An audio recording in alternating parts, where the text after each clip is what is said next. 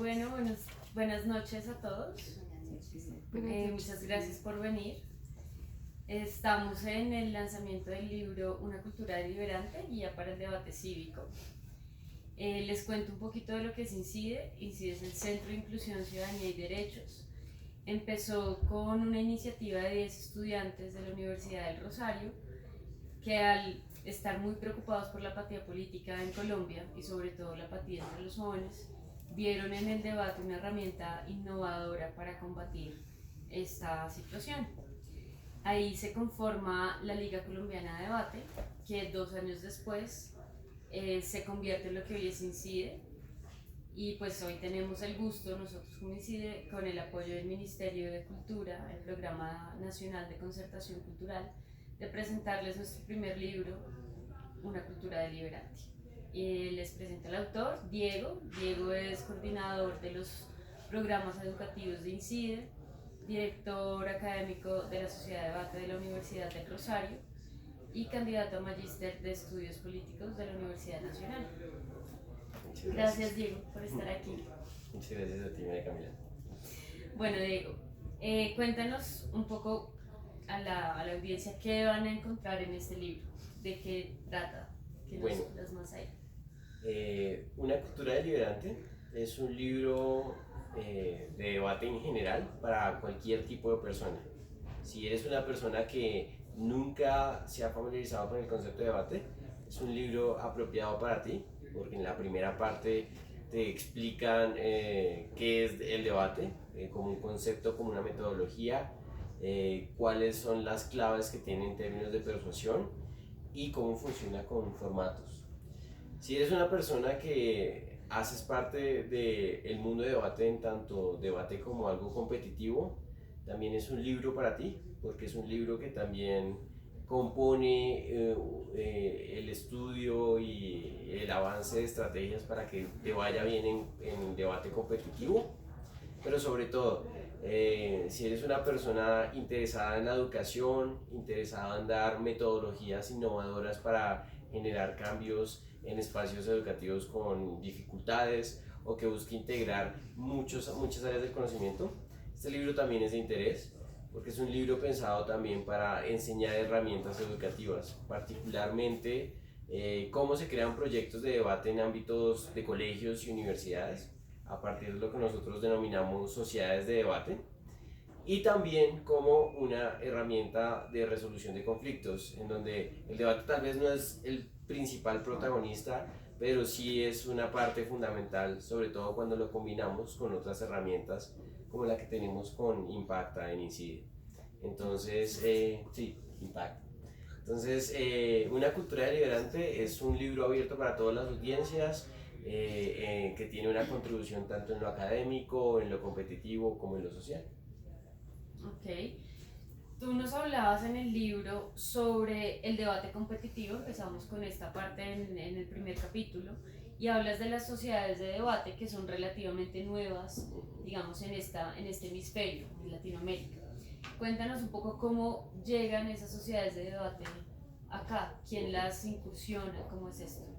Sí, para empezar, yo creo que el debate no es un concepto que le pertenezca a una cultura u otra, el debate está presente en todo tipo de culturas, pero el debate como una práctica académica sí es mucho más arraigado en el mundo anglosajón.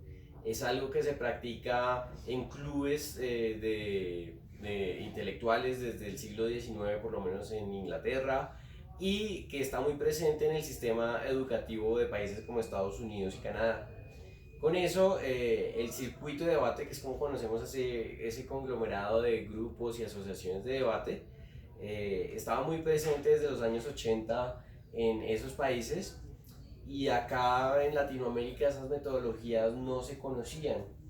Eh, y no fue sino hasta 2010 que un estudiante de Derecho, inspirado por una película que vio, que se llama The Great Debaters, quiso convertir el debate en algo más que una discusión simple que se daba en espacios informales y verla como una herramienta pedagógica.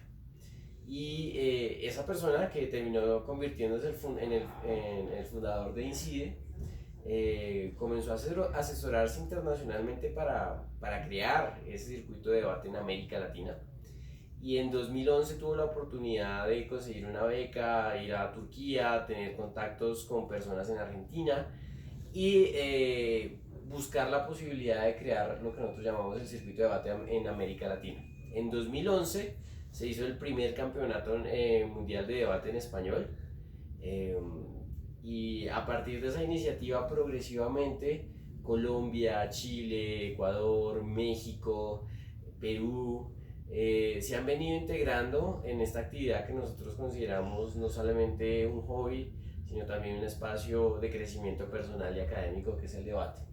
Entonces, desde 2011 hemos venido trabajando. Al principio ese circuito que nació de debate en 2011 era algo bastante único y particular, no era algo muy similar en las prácticas de debate que surgían en el mundo anglosajón.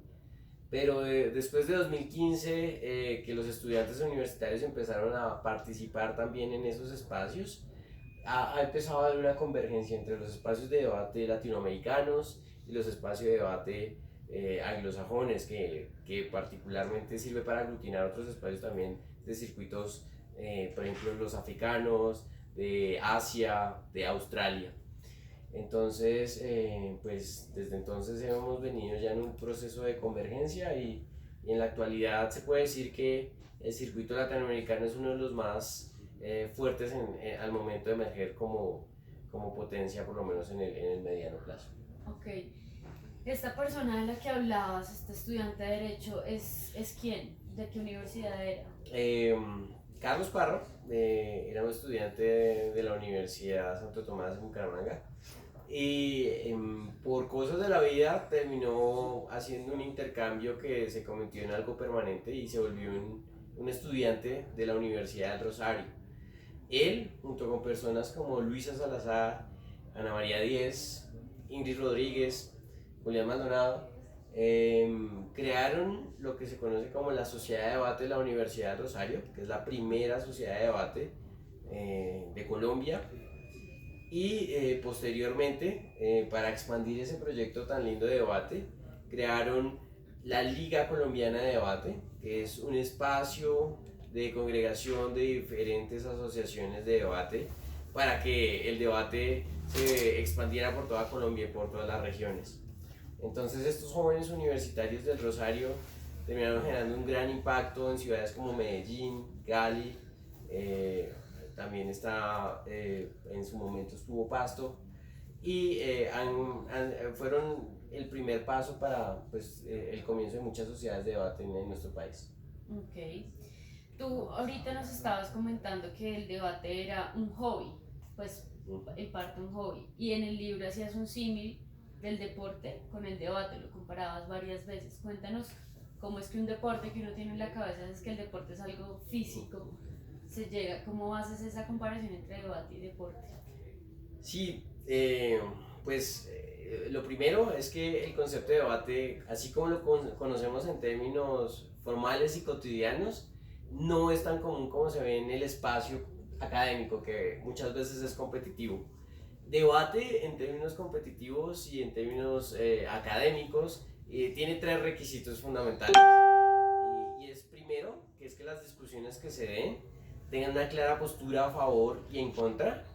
En segunda medida, que las personas que están involucradas en ese debate tengan los mismos tiempos, tengan unas reglas claras de igualdad, que es lo que conocemos como formato, y en una tercera medida que el tema que se disputa permita dar buenos argumentos a favor y en contra, porque es que muchas veces lo que entendemos como debate es hablar sobre el mismo tema, muchas veces compartiendo una misma postura. Así, con esas reglas tan claras, cuando uno lo intenta asimilar con un deporte, tiene que ver principalmente con la idea de que las personas que entran a participar en estos eventos de debate se preparan como deportistas. Entonces tienen jornadas bastante rigurosas de entrenamiento, sufren la presión y muchas veces la ansiedad que implica o que tiene un deportista por buscar conseguir un objetivo, por intentar superarse día a día. están también con las mismas ideas de buscar estudiar muchas veces a las personas con que se enfrentan. Hay un margen amplísimo de trabajo en lo que se considera el concepto de persuasión, porque debatir y al final decir que alguien gana puede ser algo raro, pero que es algo necesario en esos espacios. Entonces las personas que siguen quién se gana o quién se pierde, que funciona como un árbitro de fútbol, tienen un montón de trabajo en donde se definen reglas, se deja claro qué es lo que se persuade en esos espacios y qué es lo que no se acepta para persuadir. Y muchas veces los reglamentos terminan siendo algo muy similar a lo de una competencia común como el fútbol o el básquetbol. Entonces por eso es que debate en términos académicos se parece mucho a el debate a un deporte.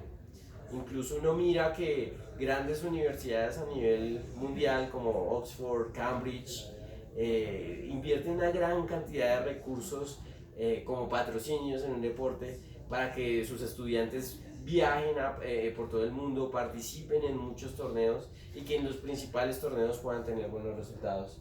Entonces, todas las dinámicas de trabajo en equipo, el esfuerzo, los entrenamientos, las reglas tan claras para ganar o perder, hacen que el debate académico cuando se compite sea muy similar a un deporte. Ok. También me llamó mucho la atención que hablabas de que debate es una herramienta para cerrar brechas educativas, ¿sí? Pero me pregunto, ¿cómo puedes cerrar esas brechas educativas sabiendo que lo que nos has venido contando hasta ahora, estos ejercicios de debate se dan precisamente en marcos educativos, ¿sabes? Entonces, ayúdanos como a entender eso. Uno de los grandes problemas de los países en vías de desarrollo con respecto a la educación está principalmente relacionado con la calidad de sus profesores y la calidad de los contenidos que pueden transmitir. Y muchas veces, sobre todo en áreas rurales o en áreas periféricas, conseguir buenos profesores con una profesión avanzada, tal como se le exige muchas veces en los países escandinavos, es muy difícil. Y si eso se le suma a otros factores socioeconómicos en donde los estudiantes no necesariamente están encantados por el conocimiento, uno lo que mira es que hay muchos retos en la educación para estos países para hacer que estos jóvenes aprendan y se conviertan en agentes transformadores de la sociedad. ¿Por qué debate ayuda a cambiar eso? Creo que en una primera medida debate se presenta como un juego. Y lo que parece como algo acartonado, aburrido, de leer libros, investigar, para los estudiantes se termina convirtiendo en un reto. Aprender de la Segunda Guerra Mundial, aprender sobre el contexto geopolítico de un país o de una región, aprender sobre historia, filosofía, ya no es algo aburrido para esos estudiantes, sino es algo que les llama la atención porque está directamente en su lugar como ganar esos debates o lo que están pensando no es tanto en el aprendizaje, sino lo ven como un medio para conseguir ese fin, que para los niños en un principio es la competencia. Entonces eso es una primera forma. Creo que la segunda forma, y tiene que ver mucho más con también las dificultades regionales o de las circunstancias de los países, es que el aprendizaje en debate se da de carácter horizontal y no vertical como generalmente se da en la estructura tradicional de enseñanza. A nosotros nos han enseñado que para aprender bien tienes que tener un profesor que maneja todas las herramientas, que tiene mucho conocimiento y del cual tú tienes que desarrollar respeto y mucha admiración por lo que sabe. En debate no necesariamente se aprende así. En debate tú, así como eres una persona que tiene mucho conocimiento, puedes enfrentarte en un debate con una persona que no tenga tanto conocimiento y perder. Y una persona que es una persona promedio, que sepas y escuche atentamente tus argumentos, te puede aconsejar para mejorar. Y esas redes horizontales hacen que las personas también se vuelvan más proactivos con respecto a pensar críticamente en cómo mejorar y demás. En una tercera medida, el debate también genera muchas cosas alrededor de la misma actividad. Cuando uno empieza a debatir con una actividad académica, uno no lo hace simplemente en el salón de clases, claramente se puede adaptar, pero generalmente lo que se hace es crear un grupo, y son grupos de estudiantes que se reúnen en espacios después de clase a debatir sobre temas que le llaman la atención. Y esos grupos muchas veces necesitan organización, necesitan buscar recursos, que generan habilidades y liderazgos en las personas, que no es nada diferente a lo que uno piensa que debería ser un buen ciudadano, un ciudadano activo. Entonces, esas formas de aprender horizontalmente, esos incentivos para las personas a movilizarse, a ser mucho más activos y participativos con temas de su sociedad, a estar mucho más consciente de su realidad local, nacional, internacional, hacen que debate como concepto sea una herramienta pedagógica muy accesible para cualquier tipo de comunidad y que pueda integrar muchos saberes al mismo tiempo. Eso lo hace una herramienta educativa revolucionaria, innovadora y que puede ayudar a cerrar muchas brechas, porque no necesitas muchos recursos para ser un buen debatiente. Simplemente, tal vez en estos días solo necesitas un buen, tal vez acceso a internet, unos buenos libros o simplemente el interés de mejorar la calidad de tus razonamientos y con eso generas un perfil participativo, interesado, crítico que te hace una persona muy buena en términos educativos. ¿Cómo nos hablas de, nombras mucho el debate competitivo y me queda la pregunta de, bueno, ¿y cómo llego a conciliar posiciones cuando esto al parecer podría ser más bien leerse como algo hostil? ¿Cómo armonizar esa competitividad y la sana convivencia y la Sí, tolerancia? O sea, y las ganas de ganar para al mismo tiempo ser tolerantes y convivir. en el libro se habla de un concepto que Hernán Bonomo y Juan Manberti vinieron desarrollando en 2010, que son también precursores de debate en América Latina, que se llama tolerancia crítica.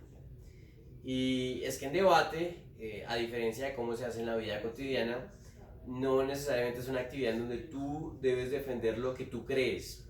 Es un juego de roles en donde tú tienes que defender la postura que te asignan.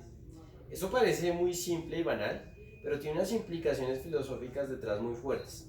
La primera es que, como les venía diciendo, el concepto de tolerancia crítica es un esfuerzo significativo por intentar entender la posición del otro. Y, por ejemplo, en nuestras sociedades que son muy polarizadas, que tienen tantos debates tan álgidos, por ejemplo, en temas como el aborto, la legalización de la droga, permitirles a las parejas homoparentales adoptar, es muy difícil entender la postura del otro cuando uno está muy interesado, está muy encasillado en pensar que uno ya tiene la razón.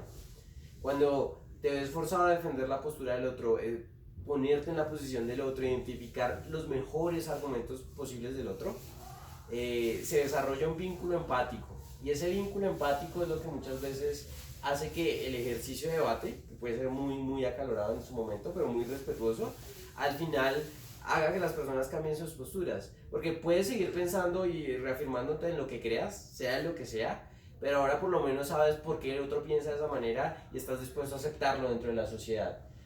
Eso es un factor esencial. Pero ahí perderías, ¿no? Si cambias Sí, tu claro. postura. No, lo que pasa es que no pierdes en el sentido de que ganas o pierdes el dato, porque eso puede variar muchas cosas, pero sí estás entendiendo la postura del otro. Más allá de eso, también es muy importante recalcar que INCIDE, como ONG, también se ha esforzado por desarrollar o adaptar formatos de debate para que el punto de la tolerancia sea algo fundamental, algo crítico. Y por ejemplo, INCIDE ha desarrollado formatos de debate como debate propositivo, en donde no necesariamente la confrontación es tan directa entre argumentos y refutaciones, sino que se dejan espacios al final en donde se le dice a las personas que participan en los debates qué quieres recoger de la postura de la persona contraria, de la contraparte, qué te pareció bueno, si tuvieses que hacer una política, qué agregarías de las propuestas del otro. Y ese ejercicio que parece muy simple, pero es algo que no ejercitamos a diario, hace que las personas desarrollen esos vínculos empáticos y estén mucho más dispuestos a aceptar críticas con respecto a sus posturas y a refinar sus argumentos, a escuchar al otro, que es básicamente lo que entendemos por tolerancia. Y precisamente en ese concepto de tolerancia nombrabas que era como si fuera un músculo que hay que trabajar todos los días para así fortalecer una democracia en aras de tener una democracia más saludable.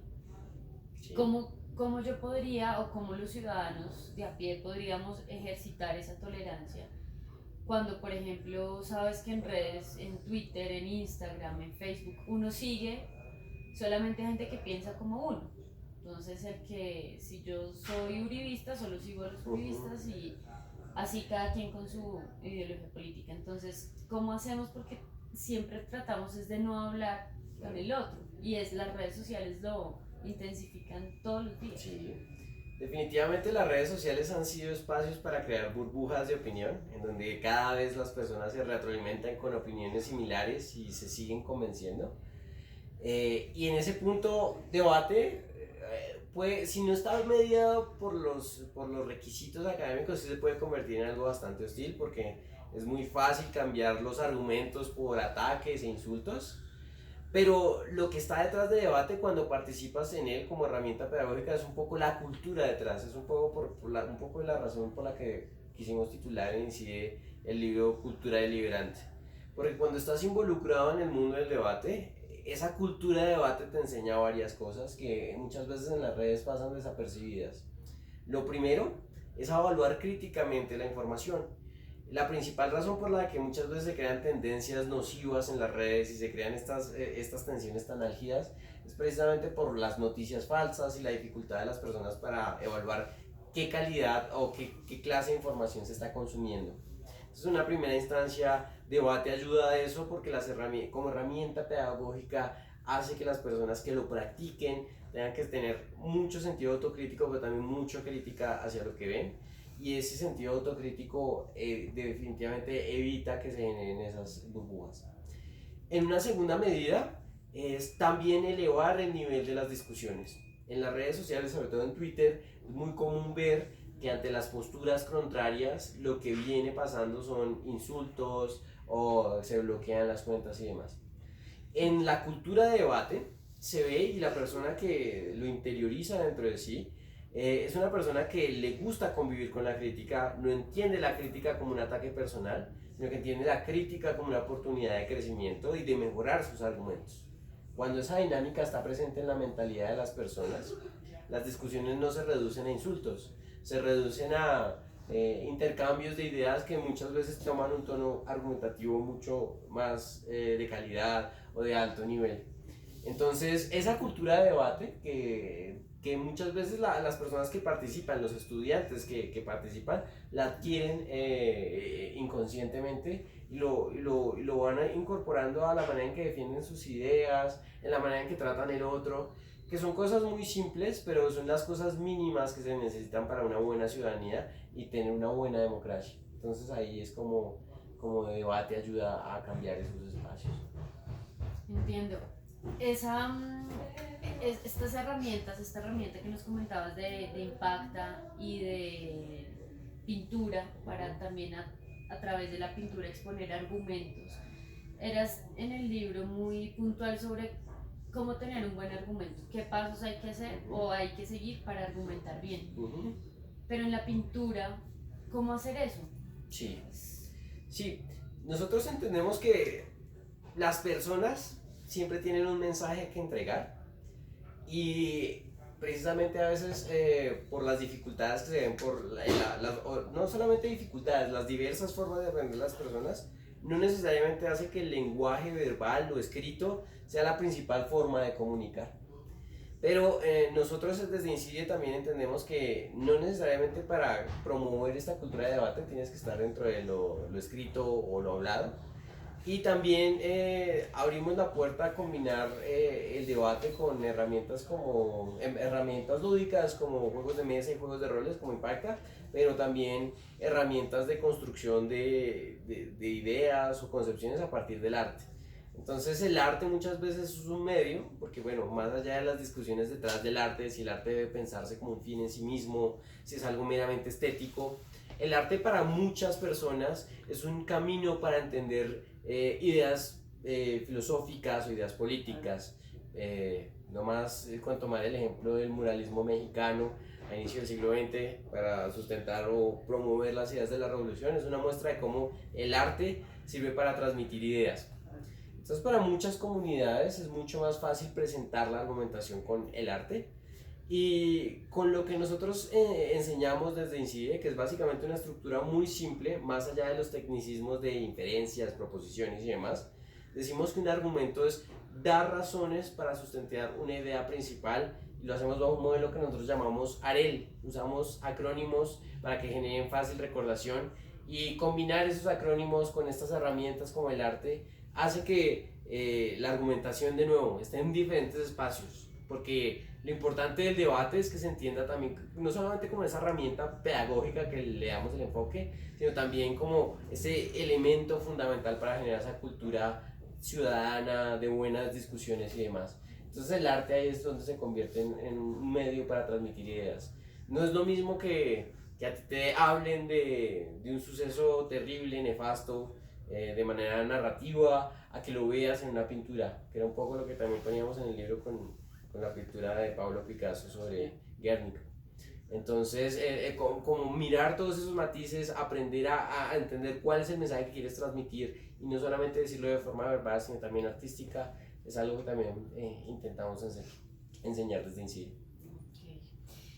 Hay una pregunta que nos llega de la Sociedad de Debate, precisamente de la Universidad de Rosario, dice, sí, en el libro mencionas que debate podría funcionar para aprender a fundamentar el porqué de una política pública. ¿Cómo se podría adaptar lo relativo al debate competitivo en escenarios como el Congreso de la República o el diseño de política pública que hacen los ministros? En general, los temas de debate en el mundo competitivo tienen un nombre particular. Esos temas se llaman mociones. Y esas mociones tienen diversos tipos. Hay mociones que te invitan a valorar o analizar la realidad. Por ejemplo, cuando piensas si se debería legalizar o no las drogas o el aborto, o si se debería permitir que los movimientos sociales o los líderes de movimientos sociales participaran en política, tú no necesariamente estás proponiendo algo para esos debates. Tú lo que estás haciendo es evaluar si algo es bueno o malo, favorable o no. Hay otro tipo de emociones, que precisamente creo que son las que apuntan a esta pregunta, que nosotros denominamos políticas, y son mociones que te invitan a literalmente, en un mundo imaginario de debate, implementarlas y ver si ese mundo existiera, si el mundo sería mucho mejor. A veces son políticas públicas como implementar una renta básica universal. La renta básica universal es básicamente darle un dinero, un salario mínimo a todas las personas independientes de si trabajan o no. O muchas veces en el ámbito geopolítico justificar una intervención militar, justificar una acción humanitaria, justificar la financiación o permitir la privatización de ciertas empresas o no. Ese tipo de temas invitan a las personas que la practican a literalmente asumir un rol de hacedor de políticas públicas, porque tienes que pensar en un plan de acción, tienes que pensar en la capacidad resolutiva que tienen tus argumentos con respecto al problema que tienes que solucionar, que lo presenta la moción.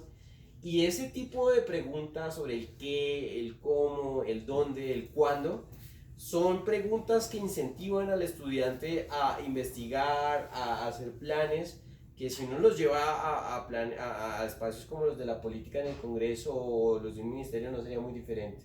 Si una persona en una aula de clase está debatiendo si se deberían privatizar todos los servicios de salud pública o si se deberían prohibir las farmacéuticas privadas y empieza a construir, hilar un plan de acción y lo hace para un debate, si ese argumento o ese plan de acción es muy bueno, ya simplemente tendría que mirar los detalles técnicos en una política pública, pero el trabajo está hecho, porque es evaluar un problema, ver la solución, ver cómo hay una relación ahí, y eso es definitivamente una capacidad que tiene cualquier persona que hace políticas públicas. Yo creo que ahí está principalmente esa relación.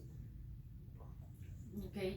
Diego, yo quiero que nos cuentes un poquito sobre la relación de debate propositivo y la dinámica de Impacta, porque creo que a muchos acá les puede llamar la atención cómo uno puede debatir a través de un juego y llegar a conciliaciones, llegar a acuerdos. Ok, bueno, debate propositivo es una metodología de Incide. Entonces es como un debate, pero es un debate que tiene reglas bien particulares. Entonces Son reglas que implican que hayan por lo menos dos equipos, uno a favor o en contra de un tema a debatir, y que dentro de esos equipos los oradores, que generalmente suelen ser tres, tengan roles. Uno argumenta, otro refuta y otro concilia. Entonces, esta herramienta, que está primero centrada en debate, lo que ayuda es que las discusiones no terminen simplemente con un desacuerdo, porque muchas veces en debate lo que importa es cuál es el argumento que te pareció más persuasivo. En el debate propositivo no solo importa cuál es el argumento que te pareció más persuasivo, sino qué le pudiste aportar al final a la discusión, porque son temas que muchas veces son serios.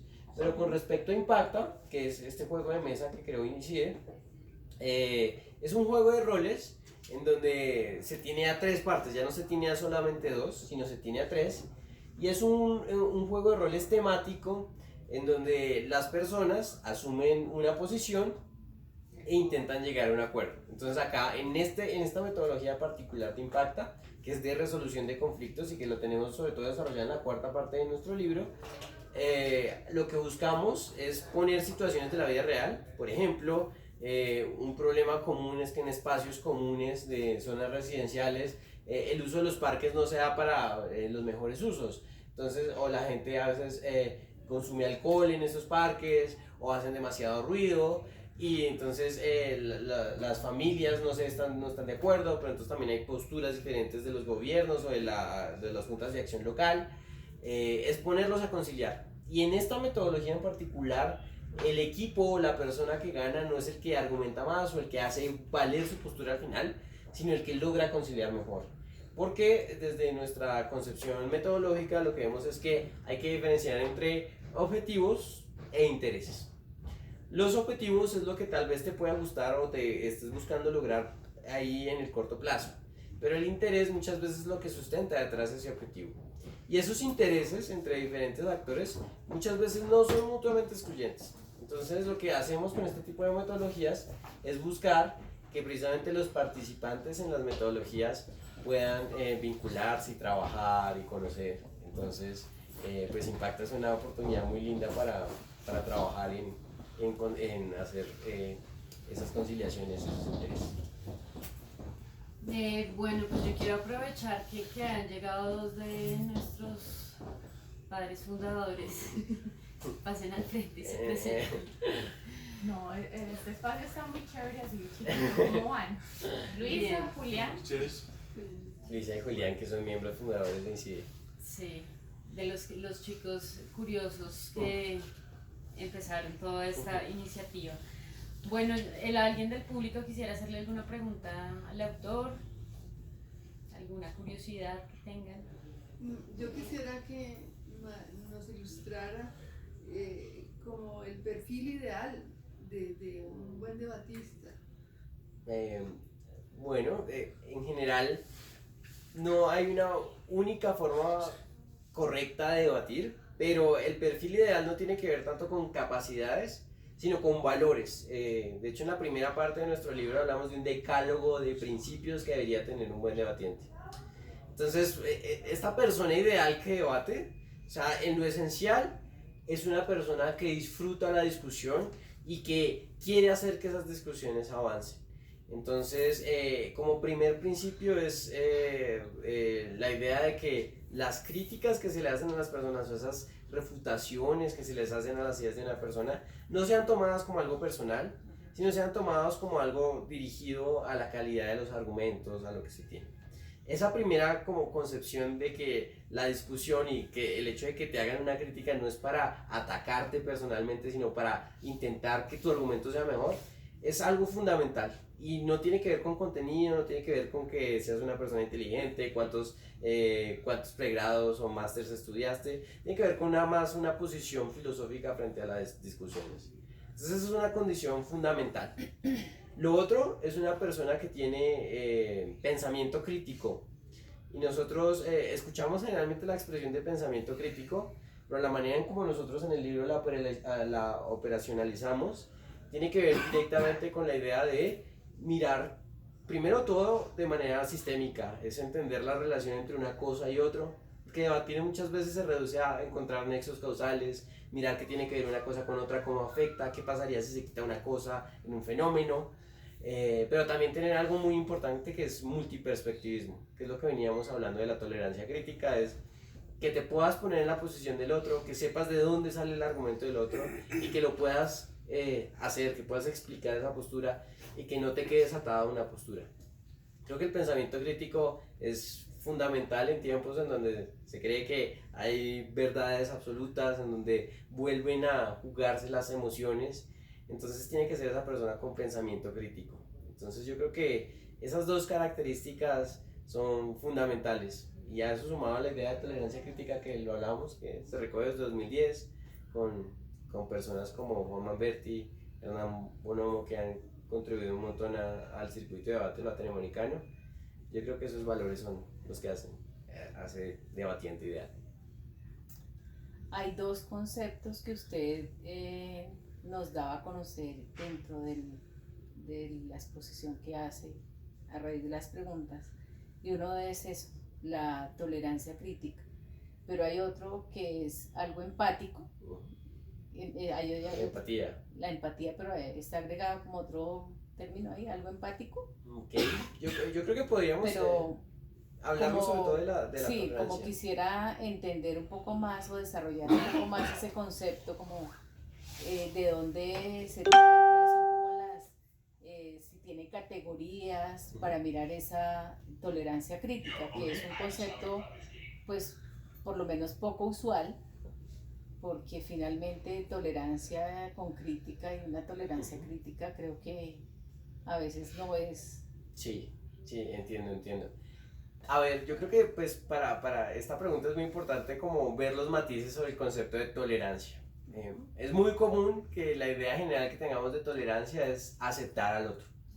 Y ese aceptar al otro muchas veces se entiende como algo pasivo. Entonces, el ejemplo general es en sociedades como la de Bogotá, donde tenemos personas que son muy religiosas, consideran como una antítesis personas con diversidad de género. Y muchas veces en la concepción pasiva de tolerancia es que por lo menos esas personas no se maten o por lo menos no se agredan directamente. El concepto de tolerancia en esa vista no puede, o sea, no es lo que nosotros acá estamos hablando, sino es un concepto de tolerancia armónica en donde se celebre esa diversidad, en donde yo entienda que el hecho de que la otra persona sea diferente es algo que hace que realmente crezca la sociedad y se tenga de más. Pero bien, entonces en ese aspecto de celebrar la diversidad está la pregunta clave, que es ¿cuáles son los límites de la tolerancia? Hay que tolerar a esas personas intolerantes que promueven la intolerancia, que promueven el absolutismo, a reducir los derechos, porque también hay esas posturas en la sociedad. Y ahí es donde entra el concepto que tú nos hablabas de tolerancia crítica y lo de empatía. Porque tolerancia crítica es precisamente encontrar esa línea tenue, que nosotros la denominamos el principio de no afectación a un tercero. Celebras la diferencia con el otro y valoras la diferencia siempre y cuando ese principio no se rompa. Es la afectación a un tercero. Y muchas veces no lo puedes comprender si no es porque defiendes la postura del otro, sino es porque ves las condiciones de vida del otro. Y eso es donde viene la empatía, porque como en debate no defiendes tu postura y no defiendes lo que tú crees, sino muchas veces te asignan una postura, ahí es donde juega la tolerancia crítica, porque no eres capaz de entender el límite de qué es lo que es aceptable o no, cuando te toca defender la postura del otro, cuando ves la visión del otro. Y eso es algo que es una empatía que no se puede relacionar, es algo muy relacionado con la idea de cómo vives y cómo piensas. Muchas veces nosotros partimos de la idea de que piensas y actúas